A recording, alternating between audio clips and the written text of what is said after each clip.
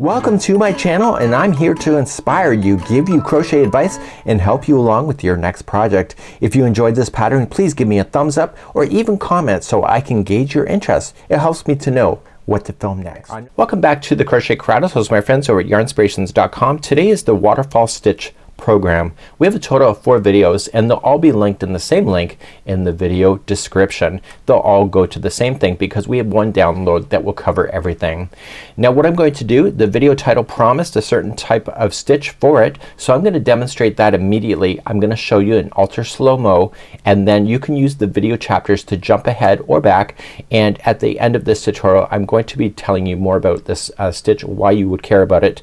But for now, let me just get right into a stitch demonstration. Let's do Waterfall 2 without me saying a word.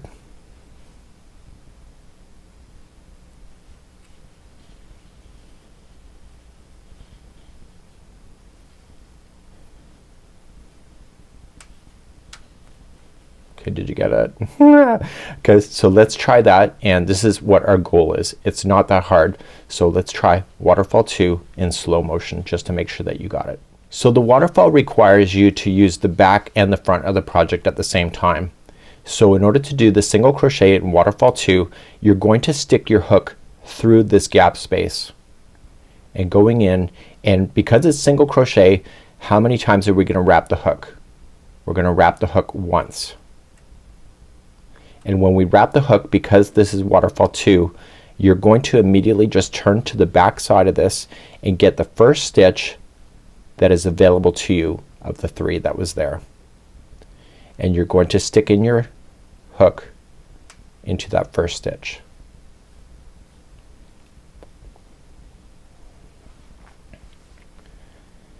Now in single crochet, when we do that, we yarn over and we pull through,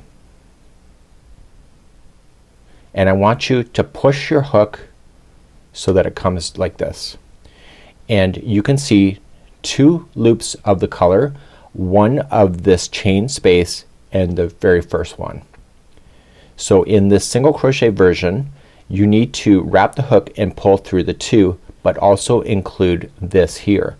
And what this is going to do is it's going to seal this with this chain and lock it into position. So you yarn over and you pull through the 2 that you can see, plus keep on going till you go beyond the bar, that space. I'm gonna call it a bar, and then move your hook forward. Then turn it to the good side and finish your stitch. So yarn over, pulling it through 2, and this creates a bar that's horizontal. So let's try this again. So this is Waterfall 2. So go into the space and wrap the hook once, and then going into the next stitch that's available to you.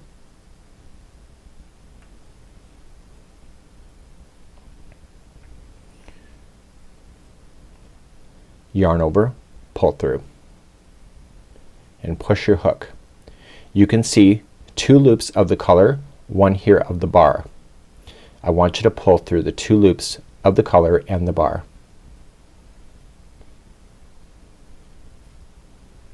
Turn the project to the right side and pull through the 2 and finish. So you can see I was a little tighter that time, so you want to be consistent with your stitch work, and I'll show you one more time. Going into the space and wrap the hook once, turn it and get the next available stitch. Yarn over, pull through, and push your hook.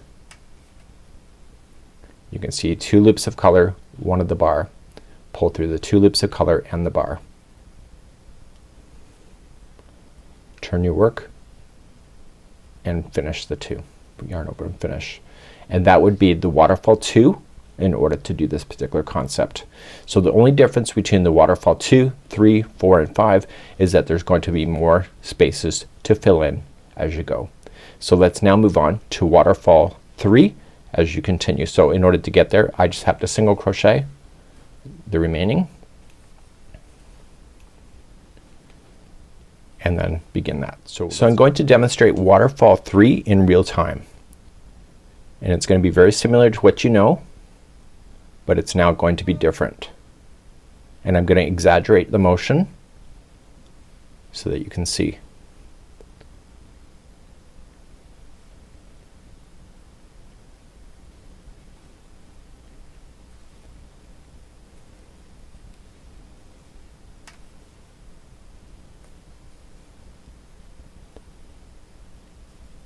And now you've gone down 2 spaces, so this is waterfall 3.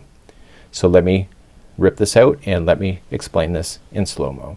So the equation significantly changes after you start getting down more spaces. So waterfall 3, 4, 5 and etc., they're all done slightly different in the approach. So as we begin, you're going to come in, this is single crochet, so you're going to come into the space like you did, but this time you're not ready to seal it to the bottom because you have 2 spaces to work with. So you're just going to go in and you're going to wrap the hook,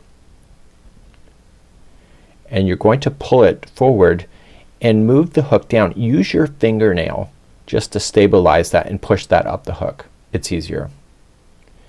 Then see this next space that's down? I want you to go through there and yarn over again, but this time stay on the back side. So yarn over and go into the first stitch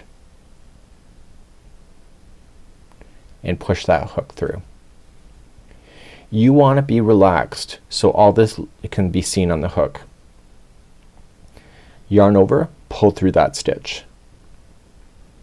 Now the only difference is between the first time we saw it and this one is that you got 2 bars now, these chain spaces.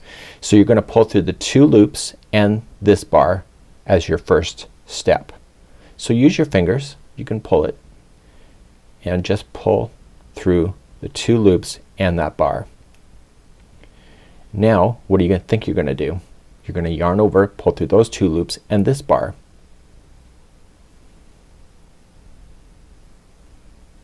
Then turn it back to the right side and pull through the final 2 loops. Think you got it? So let's do 2 more. So into the space you go. This is really awkward, so if you don't get it right away, it's okay. So you yarn over and pull back and push that hook down. Use your fingernail if it's not sliding that nicely. Now come to the next space that's down, that's you have to do, push your hook back, but you're gonna stay towards the back side this time. Yarn over first and then going in to the next stitch and push. Keep everything nice and organized on your hook. If you use a comfort grip, it's not gonna work. You need the space on there. So yarn over, pull through the stitch. Now you're gonna pull through the 2 loops plus the next bar.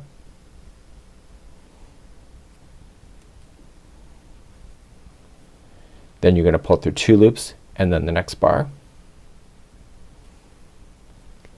and then turn it to the right side of the project and pull through the final 2 to finish it. Let's do one more time. So you're going into the space, so grab it and move it and bring it back to the good side and push the hook down. Come into the next space, and because it's the last space you're gonna move it and turn it over to the back side and wrap, and then come into the next stitch.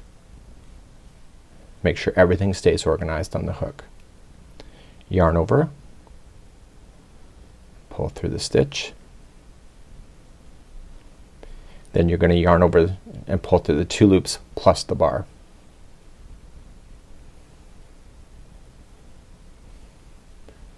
Yarn over, pull through the 2 loops plus the bar, and then turn to the good side and pull through the final 2 loops, and now you can see that you've just gone down an extra one, and this here is waterfall 3. So I'm going to proceed now, and we're gonna start with waterfall number 4. Let's begin waterfall 4 using single crochet. I'll demonstrate it the first time in real time, and then I'll demonstrate it in slow-mo and walk you through it.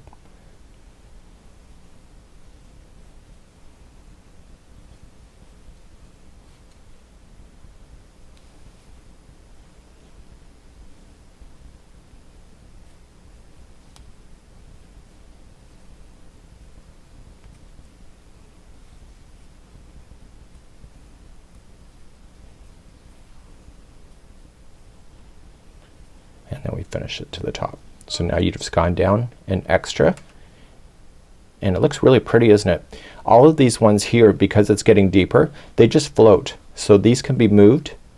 The only thing that it's secured to is the very bottom stitch.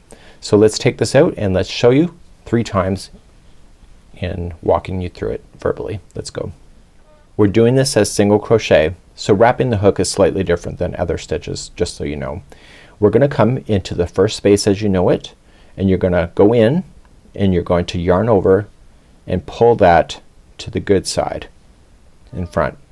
Use your fingernail, slide it down that hook. So you need to have a long enough shaft that you can get all the way down there. If you have a comfort grip, you can't get down there very easily, if at all. So once you have the first one done, you come to the next one. Yarn over, pull to the front, and push. Finally, here's the last one. So you're just gonna go over and turn it over and yarn over, and you're gonna come into the next available stitch.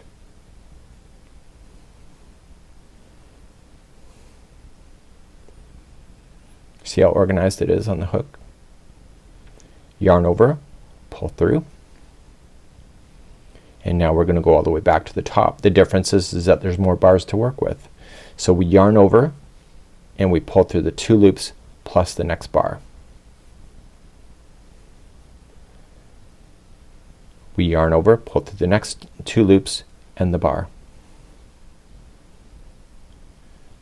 We yarn over, pull through the next 2 loops and the bar, and then finally turn to the good side and pull through the final 2 loops. Neat, eh? Let's do it again. So these ones here are, so if you ended up like this, it's okay, they're just floating. You can move them with your fingers. The only one that cannot be moved is the bottom. So let's start the next one.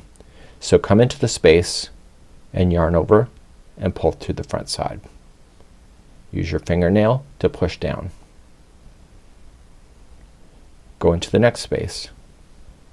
Yarn over and pull through and push down. Next space. Yarn over, turn it over, and then come into the next available stitch. Yarn over, pull through that stitch. Keep everything nice and flat on your hook. So pull through the 2 colored ones plus the bar. Pull through the next 2 colored ones and the bar. Pull through the next 2 and the bar. Turn to the right side of the project and pull through the final 2. And finally, we're gonna show it one more time. So come into the space,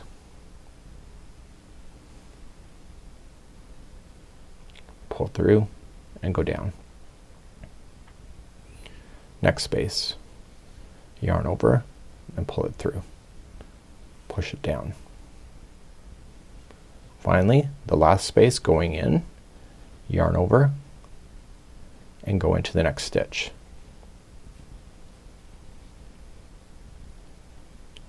Yarn over, pull through, and now keep it organized on your hook. So pull through the 2 loops plus the bar. Pull through the 2 loops and the bar. Pull through 2 loops and the bar. Turn to the good side and pull through the final 2 to stabilize. And that's how that would be done. So that is waterfall number 4. So I'm just going to single crochet myself, and we're gonna start waterfall number 5 next. So let's start waterfall number 5. It's gonna be the deepest that we go, and in this particular series today. So we had waterfall number 2, 3, 4, and this is 5. Let's begin. I'll show you in real time, and then I'll do the walkthrough demonstration.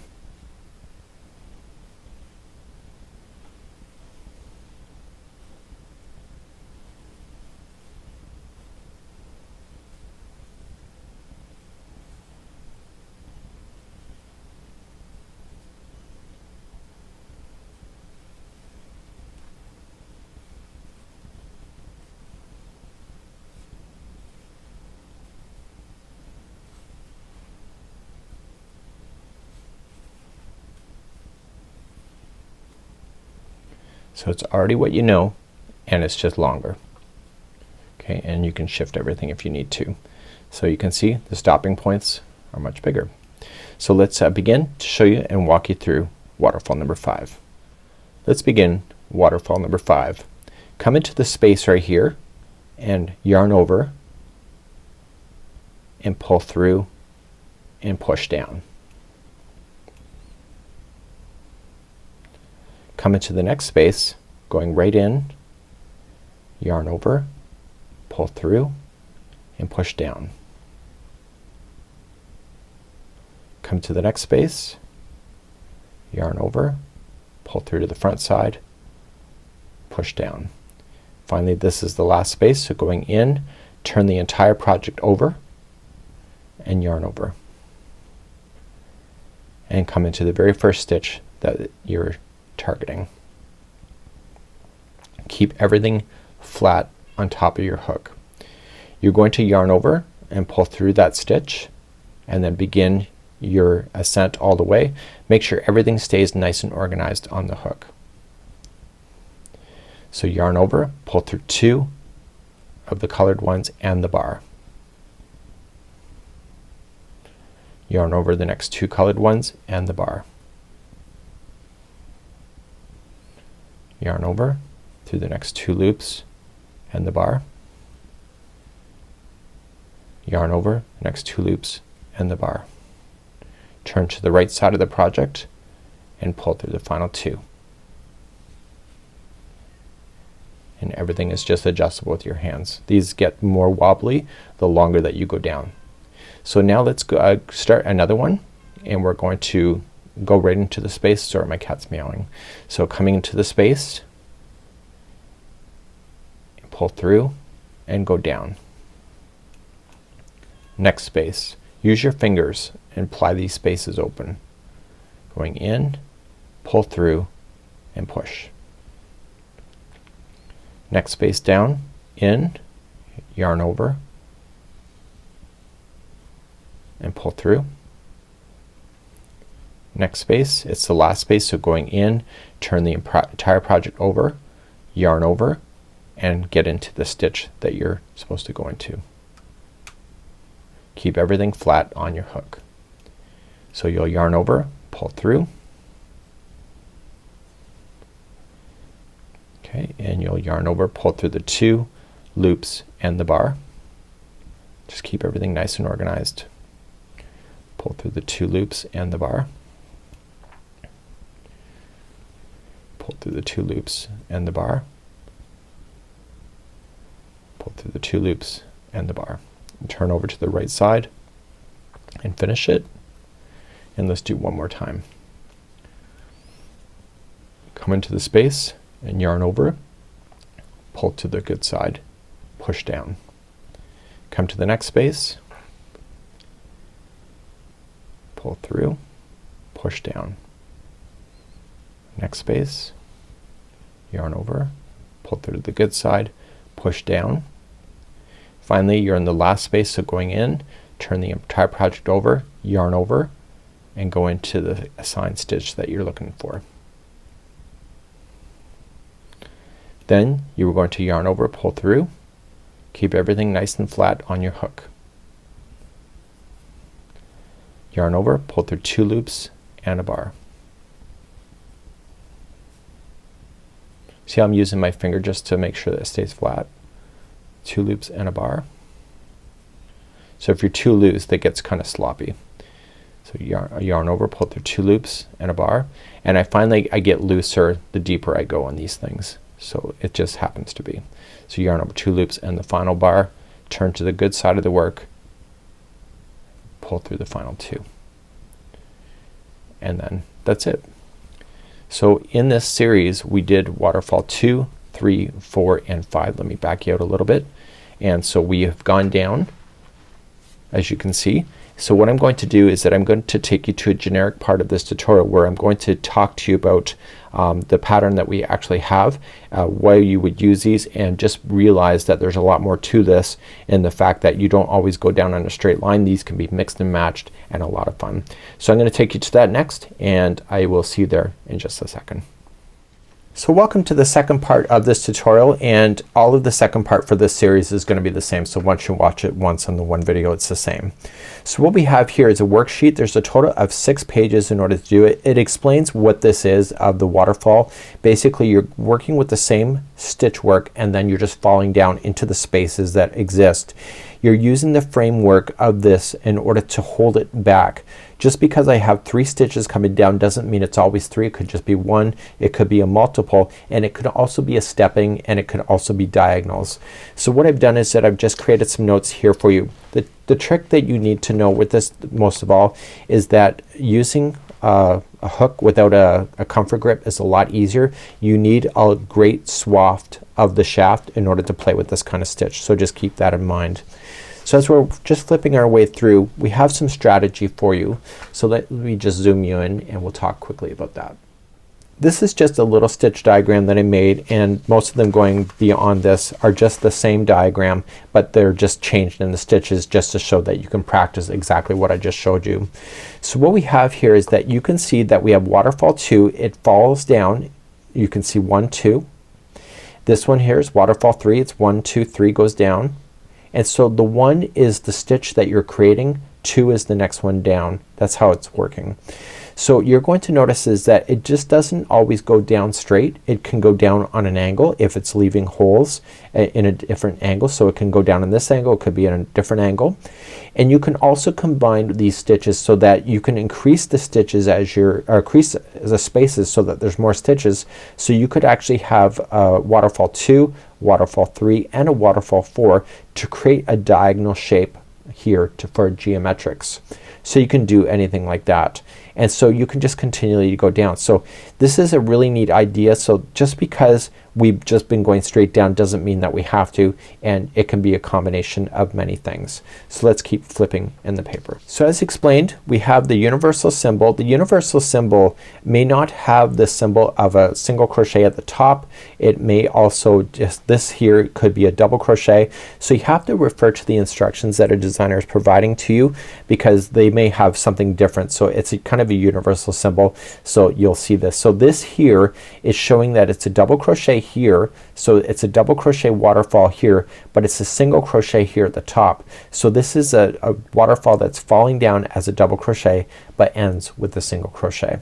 So that's something that you have to just keep in mind. So just watch your symbols, and that's moving on. So let's keep flipping along and let's go to the next example. So here's an example of the single crochet that we did in this series.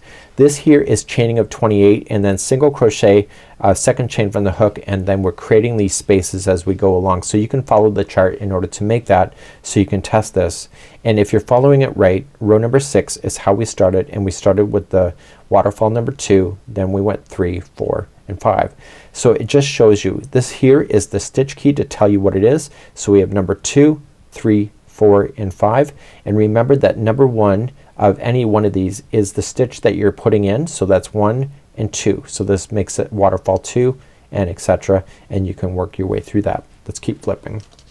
This here is waterfalls with half double crochet. So the very top stitch is going to be a half double crochet. So our execution to start the stitch is different than from a single crochet. So that's something that you have to keep in mind, but we are just filling it in with this half double crochets. So we have waterfall 2, 3, 4, and 5, just how I explained it before. So 1, 2, 3, 4, and or sorry, 2, 3, 4, 5 is right here.